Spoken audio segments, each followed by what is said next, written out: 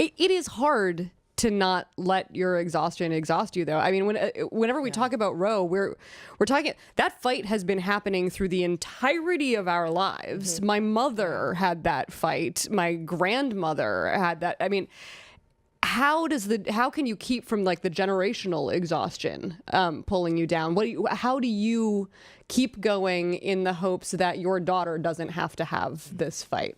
That's the answer, isn't it? Right? Like, I look at my children, and I, to quote Jim Kim, optimism is a moral choice, right? Every day I make the moral choice to be optimistic, that my efforts and my energies, particularly when I am fortunate enough to be in partnership kind of with fellow travelers, hopefully will make a difference. Yeah.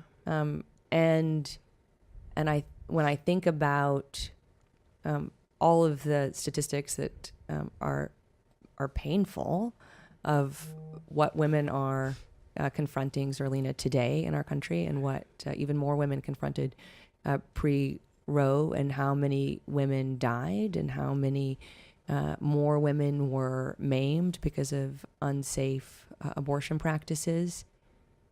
We just can't go back to that. Like, that's unconscionable to me.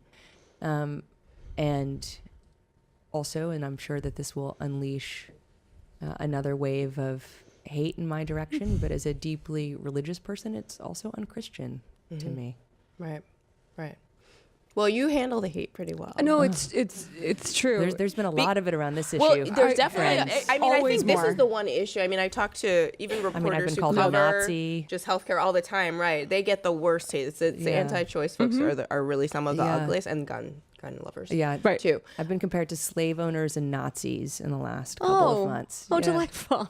So, just because you want women to have access to healthcare. Well, and because I've had the temerity, as the Supreme Court did in 1992 in Planned Parenthood v. Casey, to point out that our ability to participate fully in our society, including economically, hinges on our ability to be able to make choices for our bodies and our families.